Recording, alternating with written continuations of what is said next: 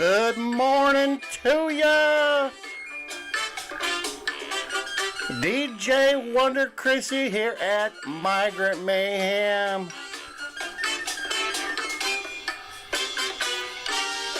Part of Land Cruiser Midwest, folks. And I'm playing the dinner bell here.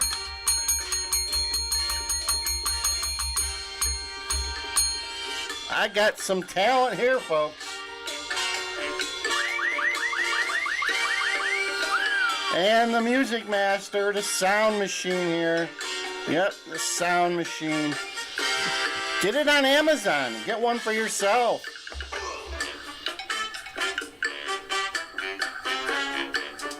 Good show for you today. It's Monday, March 11th.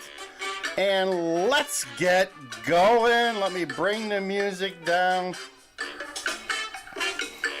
Wow, what a great intro. I think, do we have breaking news? I think we have breaking news. Breaking news. Only here on Land Cruiser. Ouch. Just for a Monday, we got some breaking news. I'm hearing that, let's see if we can find some videos for you. I'm hearing that Chicago's got another case of measles at the same shelter. And that's the least of our problems. Check out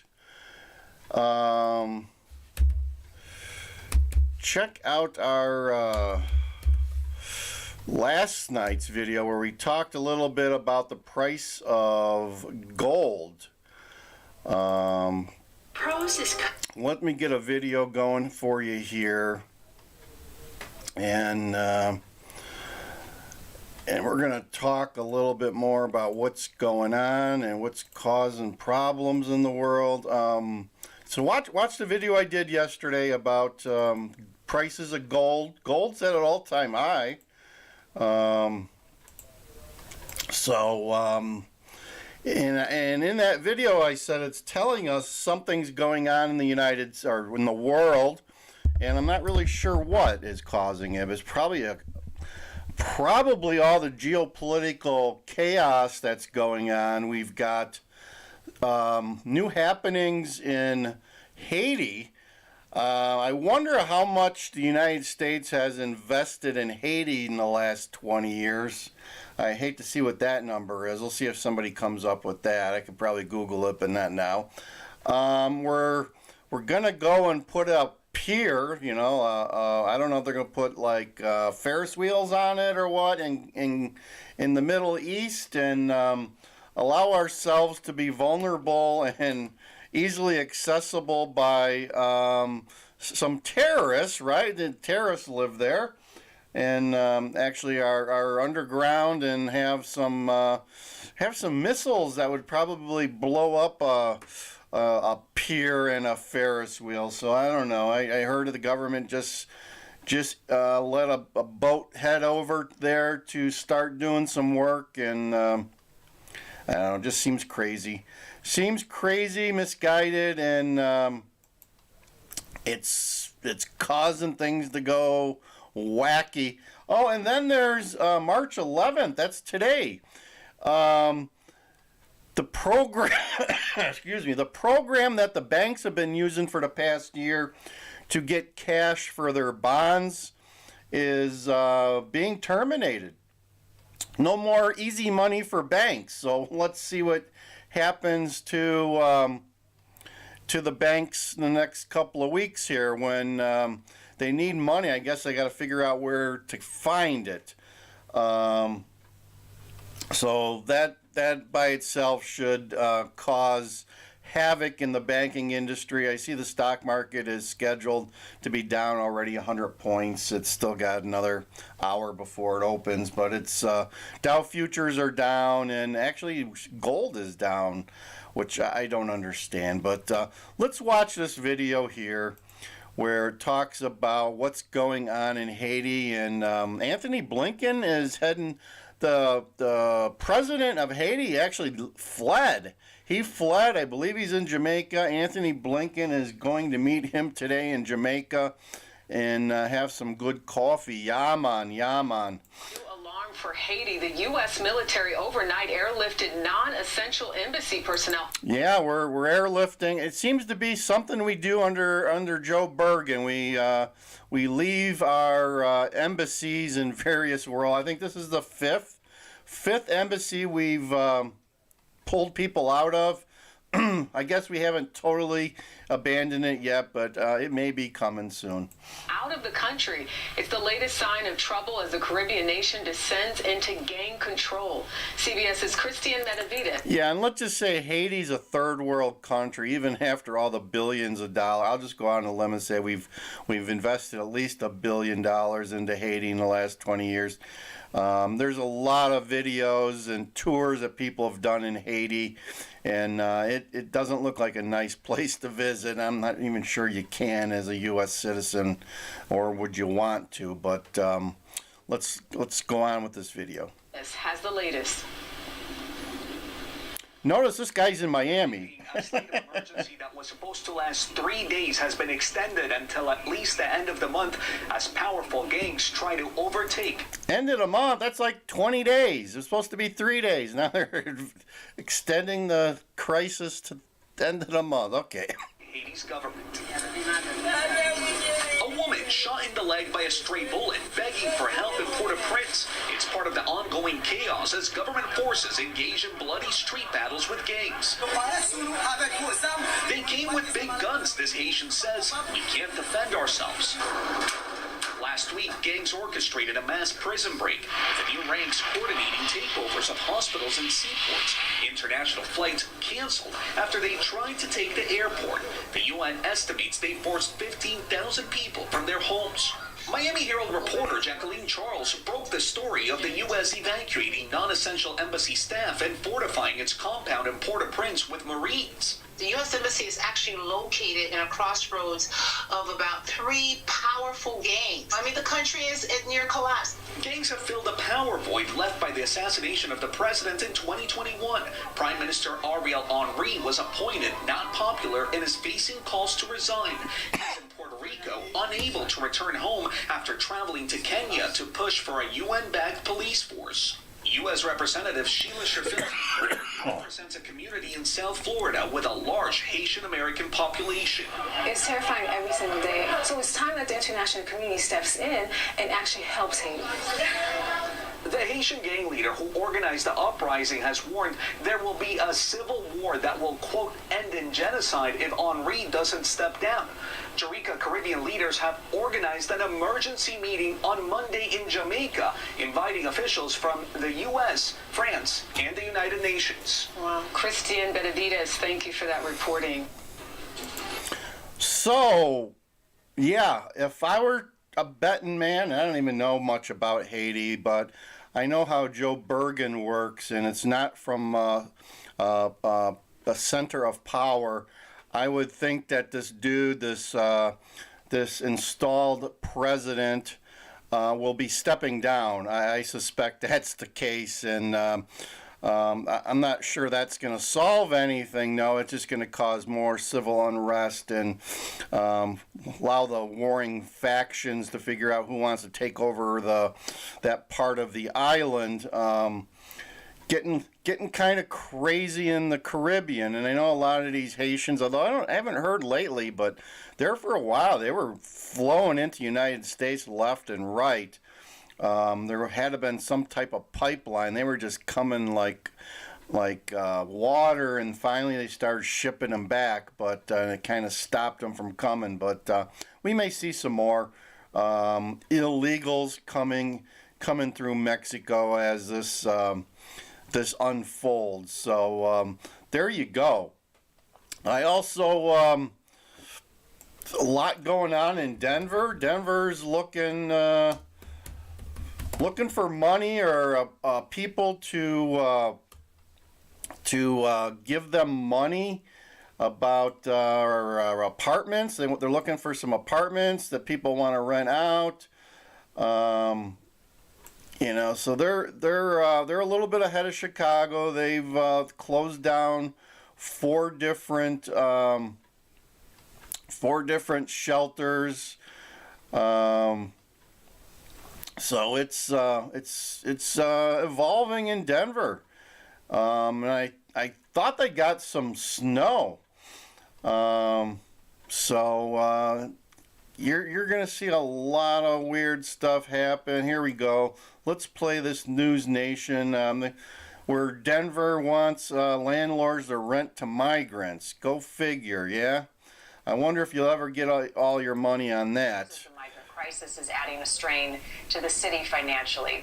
There is an organization helping. I did see it. Maybe they'll talk about it here. They have like a small home community that they built as one of their solutions, where they're putting some of these people into little sheds. With Housing for Migrants in Denver, Amanda Blaurock, co-founder and executive director of the Village Exchange Center, is joining us this morning to talk more about it. Amanda, thank you for your time. Tell me about who's paying for this. I mean, how do you even begin to assist these families who have nowhere to go?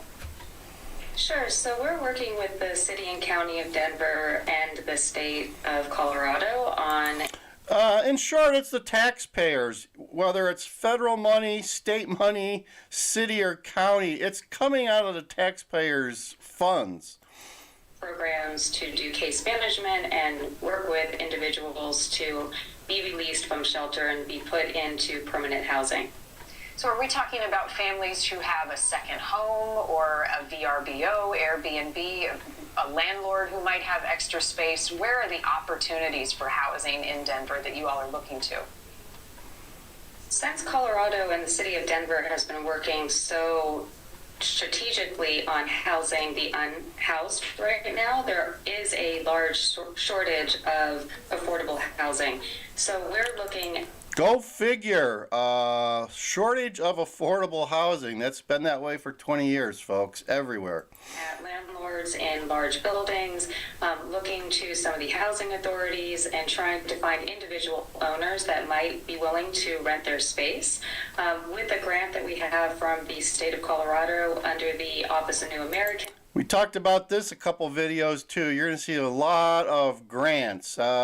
I just saw on the news JB Prickme gave out some grants this weekend. So you're going to see a lot of your tax dollars not just being spent, but given to other organizations to spend, okay?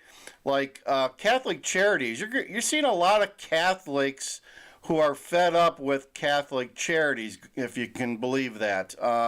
Catholic Charities has learned that the government is a sugar daddy to them and will do anything they can for the government as long as they get paid for it. We are working to actually put people into housing permanently, people meaning families only, which is over two individuals in a family, into housing for $4,500 maximum, which could be 2 months rent, or it could be first and last month rent plus deposit. So what happens after the 2 months and the money runs out? You think these people are going to have a job? Do you think these people have the skills to be able to make $2,000 a month for an apartment? And then what happens to the landlord when he doesn't get his money? Deposit plus a month's rent. Okay, understood. And for those who are in a position to offer housing, have they been receptive to this? So we just started our grant on this week, but we have started in the last month. I can tell you, if I was an owner of an apartment building or apartment, I would not even want to touch this because I don't know how long it takes to evict somebody in Denver, but usually tenant laws and rules are pretty strict, and anything short of 6 months to get somebody out of your property is probably the minimum. So there you go.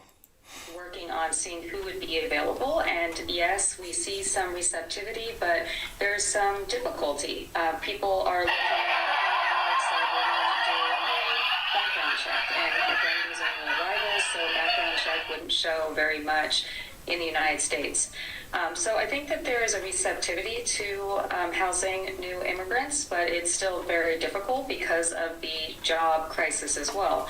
We have many people that were working on TPS status. Comes all down to this. Intakes for TPS. So those are individuals that within the next 2 to 3 months will be able to actually have a job legally. We'll have a job at McDonald's, maybe. With landlords about placing someone in their home, because after the support by the government, they're going to need to be able to do this on their own and pay rent on their own. Yeah, and for those who don't meet the requirements, good luck. if you're not a family of 2 or more, you don't have a job, what about everybody else as these shelters start to close? What's the plan then? So there are organizations working on temporary transitional housing. So that's where most of the people who are ineligible to receive the funding for permanent housing will be sent. What's the morale like in Denver as organizations like yours try to work through the challenges that now face your city with the migrant crisis?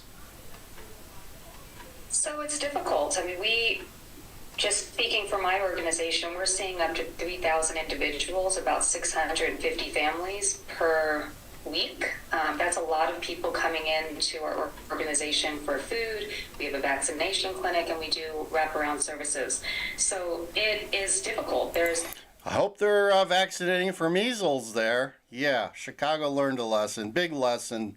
We got measles that's going to start running rampant in one of the shelters in Chicago. We've already got 2 cases. Compassion fatigue, there's organizational fatigue. It's pretty difficult for organizations right now to kind of handle the amount of people who've come in. Food pantries in Chicago are starting to run out. The money that they've been given is running out. Everything's just running out in Chicago, and people want their communities back. And the lack of resources around it. And I think in terms of the morale around Denver, people are excited to have new immigrants here, but they're also nervous, and there's a lot of rhetoric that goes around that's very negative about new immigrants and some of the surrounding. Tell me anything that's good about illegal immigrants. They're not supposed to be here. They don't have a job. They're sucking off the taxpayer. They just want more. What's good about that? There's nothing that's good about that. And you got thousands, if not tens of thousands of these people standing in line and wanting more free stuff. Please, there's nothing good about the illegal migrants. They should go home.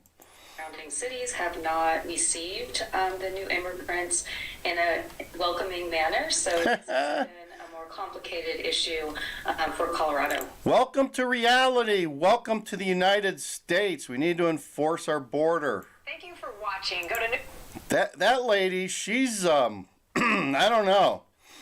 She's got her head somewhere where there's no sun shining. That's all I gotta say. So thanks for joining us today. I think I'm gonna end it there. We talked about Denver, showed you what's going on in Haiti. We'll see what unfolds there. I got a feeling it's gonna be mass chaos. But hey, that's the way it goes. Consider buying some assets, folks.